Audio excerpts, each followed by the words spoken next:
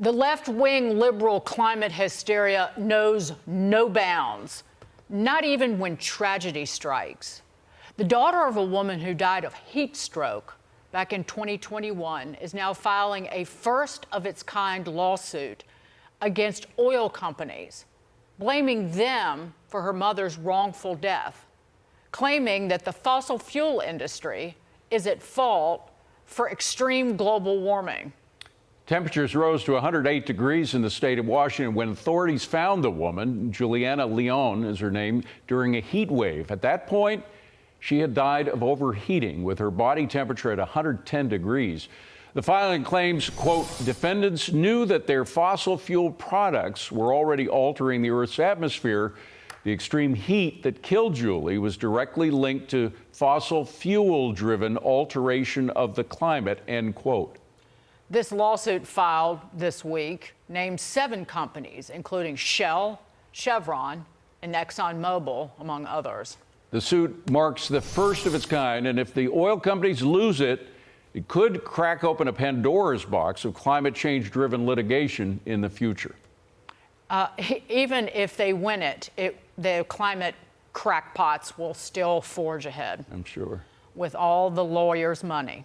The climate nut jobs also want everybody to use solar panels. Well, so much for that. Engineers have reportedly discovered hidden kill switches in Chinese manufactured parts being used in American solar farms. Chinese solar inverters have already been called national security risk. It's begging the question, can bad actors in Beijing weaponize these Chinese manufactured products to trigger a U.S. power grid blackout or malfunction?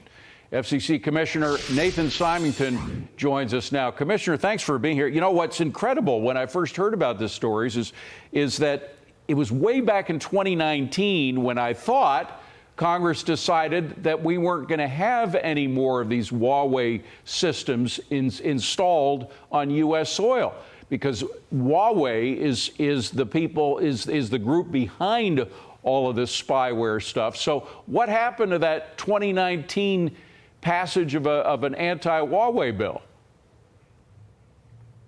Yeah, absolutely. It's a pleasure to be here, Dag and David.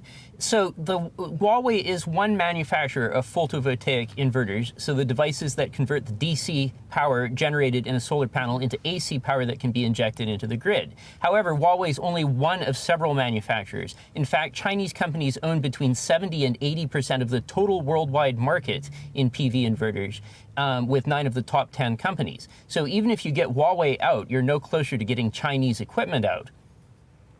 But, Commissioner, you have to figure out a way to prevent the Chinese Communist Party from infiltrating a growing part of our electricity production. And how in the government, David and I get the government out of our business. However, the government does need to perform a role in protecting the safety and security of our power grid. How does the government get inside these solar panels? Great question. So the kill switch that they're talking about is an undocumented cellular module. So even if the power company that's operating that solar farm is trying to prevent that solar panel from getting out through its network, the solar panel essentially has a cell phone of its own through which it can send and receive instructions, including kill switch instructions. And of course, by altering the mix of power going into the grid or sending too much, sending too little, you can cause a blackout. So it's a very serious problem. You're right to be worried about it.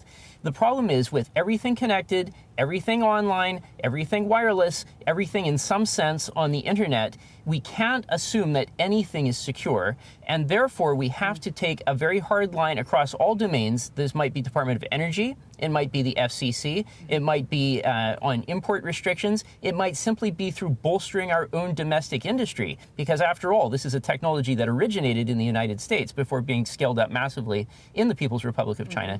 So there are a wide variety of agencies in the government that have potential responsibility here.